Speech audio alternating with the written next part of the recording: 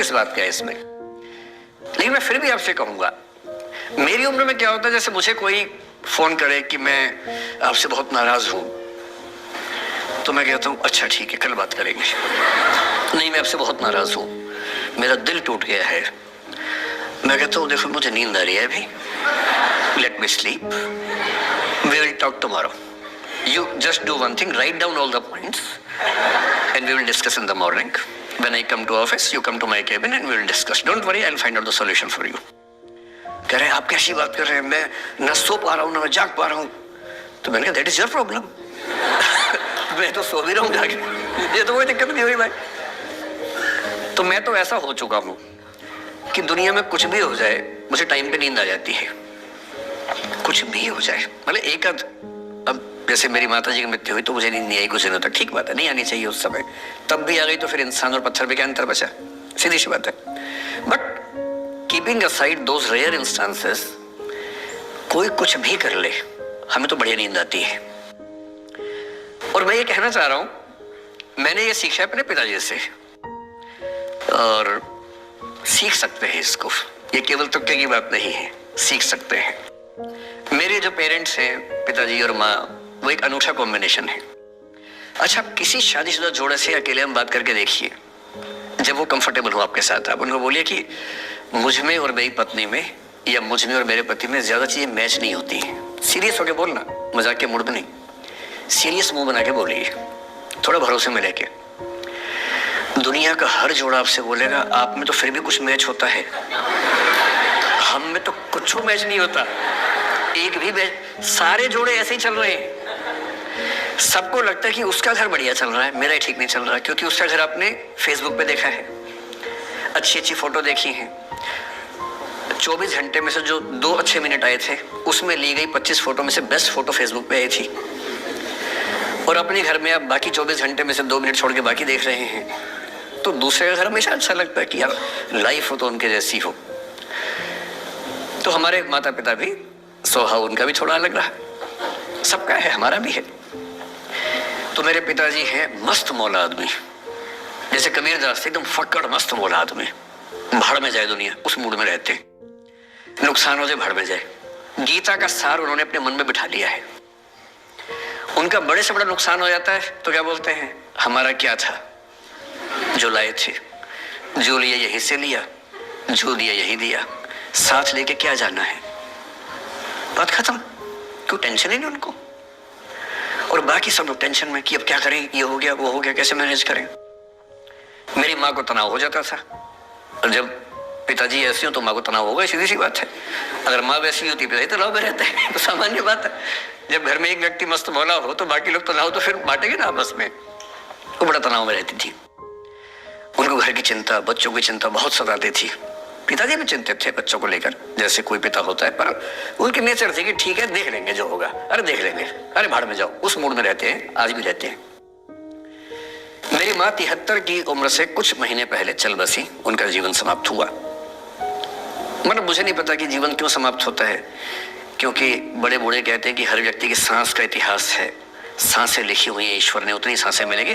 मुझे बहुत भरोसा इस बात में है नहीं, क्योंकि भगवान ऐसा क्यों करेगा कि जापान में सांसें ज्यादा लिखेगा और अफ्रीका में कम लिखेगा, भगवान ऐसा क्यों करेगा। और अगर सांसें पहले से लिखी हुई है तो हमारी जीवन प्रत्याशा क्यों बढ़ती जा रही है। अगर सांसें पहले से फिक्स हैं तो आजादी के समय से लेकर आज के 70 साल में जीवन प्रत्याशा लगभग 2.5-3 गुना बढ़ गई। और हम ये भी कहते हैं कि लोग खराब हैं।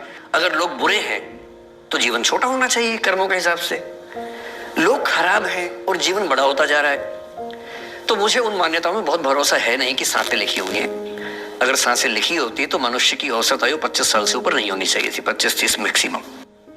और हम 70-80 साल धूमधाम से जी रहे हैं, जिसका मतलब है कि ये भगवान से ज्यादा इंसान ने लिखा है, मेडिकल साइंस ने लिखा है, वैज्ञानिकों ने लिखा है। और मैं ऐसा व्यक्ति हूं, मैं बहुत धार्मिक व्यक्ति हूं नहीं, और मैं इसको छिपाता भी नहीं हूं। मैं बहुत छिप छिप के बहुत जी लिया। मैंने ठान लिया कि मैं जैसा हूं वैसा रहूंगा। ना मुझे किसी पार्टी से मतलब है, ना किसी विचारधारा से मतलब है। मैं विचार वाला आदमी हूं, धारा वाला नहीं हूं। जिसको धारा में बहना है बहे, हम तो अकेले चलेंगे, विचार के साथ चलेंगे, जो ठीक लगता है वो बोलेंगे और वैसे ही रहेंगे। हाँ, गलत बोलने से बचता हूँ, किसी के बारे में गलत बोलना मुझे अच्छा नहीं लगता है, लेकिन जो सही लगता है वो तो बोलूंगा ना भाई। मेरे पिताजी 81 साल के हैं, अभी 81 साल के हुए कुछ दिन पहले, और एकदम मस्त मौला आदमी है, मुझसे ज्यादा युवा है। मैं 50 साल का बूढ़ा हूं, वो 81 साल के युवा हैं। उनके चेहरे की चमक, मतलब कई ट्यूबलाइट फेल है उनके सामने, ऐसी चमक चेहरे पर रहती है। क्यों रहती है? उसकी एक वजह है कि वो रोज सुबह 2-3 घंटे प्राणायाम, योग, ध्यान बहुत कुछ करते हैं। उनका भोजन इतना संतुलित है, सप्ताह में कम से कम एक बार, कभी कभी महीने में 4 से ज्यादा 6-7 बार उपवास करते हैं पूरा। वो सब चीजें उनके अभ्यास में है, जो मेरे अभ्यास में उतनी नहीं है। मैं भी कोशिश करता हूं, पर अभी उतना सफल नहीं हो पा रहा हूं। पर मेरी राय में उनके इस सुंदर जीवन का सबसे बड़ा राज ये क्षमता है कि वो हर चीज को लेट गो कर देते हैं। तनाव उनके पास आता है तो फिसल के निकल जाता साइड से, लेते ही नहीं तनाव किसी बात का। कुछ भी हो जाता है, तनाव ही नहीं लेते। और मुझे लगता है कि काश ये चीज मेरी माँ के स्वभाव में होती, कम से कम 10 साल उनका जीवन और ज्यादा तो होता। और मैं अपने अनुभव से बता रहा हूँ, बहुत विश्वास से बता रहा हूँ। मैं ना सोने जागने में नियमित व्यक्ति हूं, ना मैं बहुत कसरत करता हूं। ठीक हूं, मतलब बुरा भी नहीं हूं, ठीक हूं। मेरी उम्र के अधिकांश लोग बीपी, शुगर, बहुत बीमारियों से ग्रस्त हैं। मैं फिलहाल नहीं हूं। क्यों नहीं हूं? मेरे पास इसका उत्तर एक ही है, मैं लोड लेता नहीं किसी बात का, दबाव लेता नहीं, तनाव लेता नहीं। भाई अच्छा हो रहा है तो भी ठीक है। जब मैं सफल, जैसे मैं 3 साल में पिछले काफी सफल हो गया, जितना मुझे नहीं होना चाहिए था, मैं तो कैसे हो गया हूं सफल। अगर मैं सफल हो गया तो मैं इस बात का लोड भी नहीं ले रहा कि मैं सफल क्यों हो गया। अरे हो गया तो कैसे हो गया, कई लोग हो जाते हैं, हम भी हो गए, ऐसा क्या है। कल को नहीं रहूंगा, मान लीजिए, ऐसा हो सकता है, कल को फेल हो जाऊं कहीं। फेलियर को बचाना पता नहीं कितना मुश्किल होता होगा लोगों के लिए। मैं अपने बारे में जानता हूं, मुझे मुश्किल नहीं होने वाला, क्योंकि मैंने सफलता का लोड लिया ही नहीं अपने ऊपर। विफलता मुझे क्या प्रभावित करेगी, बहुत फर्क नहीं पड़ता है।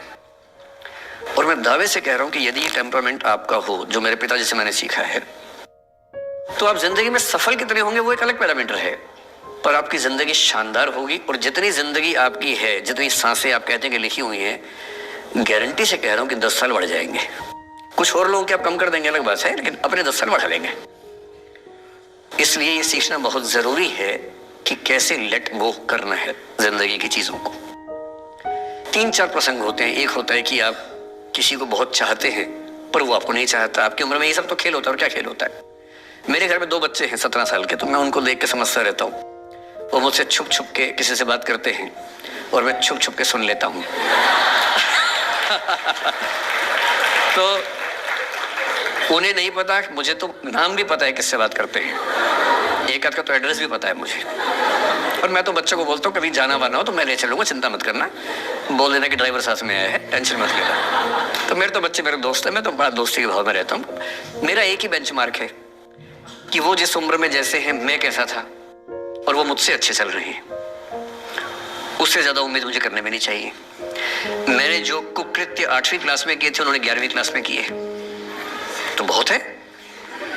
मैं ये क्यों मान के चलूं कि वो देवी देवता पैदा होंगे? मेरे ही तो बच्चे हैं भाई। जीन तो मेरे ही है, तो कैसे देवी देवता हो जाएंगे?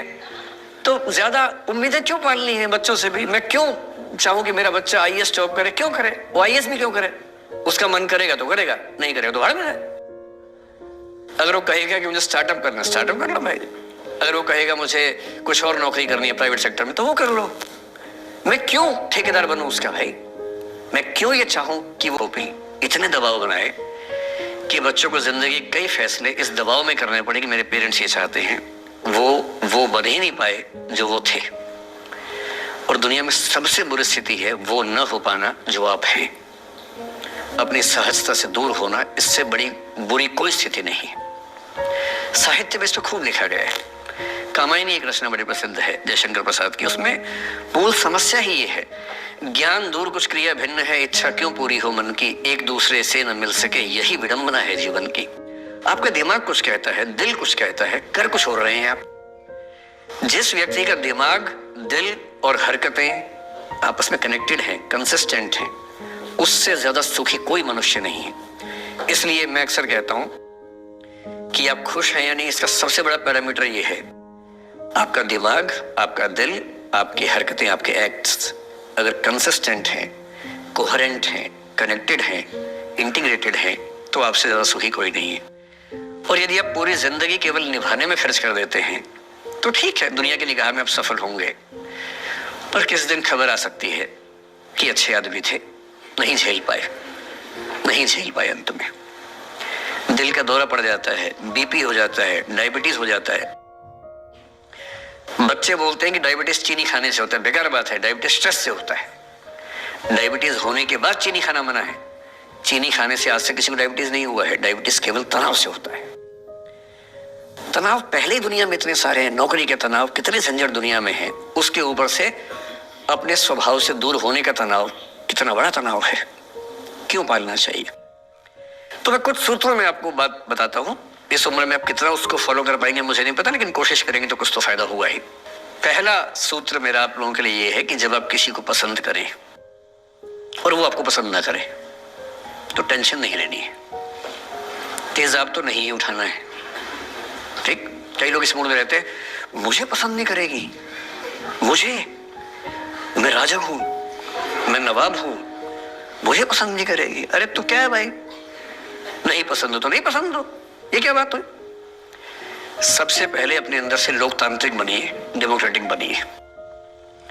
जैसे आपको हक है किसी व्यक्ति को पसंद करने का, उसको भी हक है किसी को पसंद या नापसंद करने का। यदि कोई ऐसा व्यक्ति जिसको आप पसंद नहीं करते वो आपको प्रपोज करे तो आप उसको मना ही तो करेंगे, बस मना इज्जत से कीजिए, किसी को बेआबरू करके मत भेजिए। ये नहीं कि अच्छा तुम शीशा देखा है कभी, रुको आईना मेरी जेब में लो, ऐसे नहीं करना है। बड़े बेआबरू होकर तेरे कूचे से हम निकले, वो वाला भाव जो गालिब को आया था वो भाव नहीं आना चाहिए। अगर कोई आपको कभी प्रपोज करे, आप लोगों की उम्र है, ये सब चलता ही होगा आप लोगों के बीच में, मैं आपके टीचर से सामने बोल रहा हूं, लेकिन मैं ऐसा ही हूं, मैं जानता हूं कि आपकी उम्र में से होता होगा, सब जानते हैं तो होता ही होगा। कभी किसी से ये उम्मीद मत करना कि वो आपको पसंद करे ही करे। यदि कोई रिजेक्ट करे, बस हाँ, रिजेक्शन थोड़ा प्यार से होना चाहिए, बदतमीजी से नहीं होना चाहिए। उसके अधिकारों का उतना ही सम्मान कर रहे हैं जितना आप अपने अधिकार का सम्मान करते हैं, कि ठीक है भाई आपको मैं पसंद नहीं, कोई बात नहीं,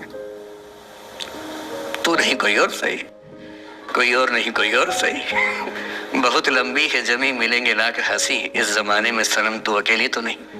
कितने लोग हैं दुनिया में, ऐसा क्या है। और मैंने बहुत प्यारे प्यारे बच्चों को देखा रोते बिलखते हुए कि मैंने उसको प्रपोज किया, उसने मुझे मना कर दिया। अंकल, छोटे छोटे बच्चे आजकल मुझे लव गुरु मानते हैं अपने आसपास, वो मेरे पास आके ऐसी ऐसी बातें बताते हैं बड़ी क्यूट तोतली आवाज में, मैंने उसको प्रपोज किया, उसने मुझे ऐसे वाली आवाज में एकदम रोते बिलखते हुए। तो मैं बोलता हूँ बधाई हो बहुत बहुत तुम्हें, कॉन्ग्रेचुलेशंस। मैंने अपनी जिंदगी में ऐसे 50 मामले देखे और 50 में से कम 49 मामले में जब कहीं दिल नहीं लगा, बाद में उससे बेहतर ही व्यक्ति मिला। अगर कभी ऐसा हो ना, मन ही मन में बधाई देना अपने आप को कि बच गया। हाँ बोल देता तो फंस जाती, हाँ बोल देते तो मर जाता। और मन में भाव वही रखना है, तू नहीं कोई और सही मत कर, स्ट्रेस नहीं लेना है। मैं जानता हूं कि आपकी उम्र में आसान नहीं होता है, आपको रात रात भर सपने आएंगे, बेचैनी होगी, करवटें बदलते रहे सारी रात हम, आपकी कसम, ये सब ड्रामा होता है।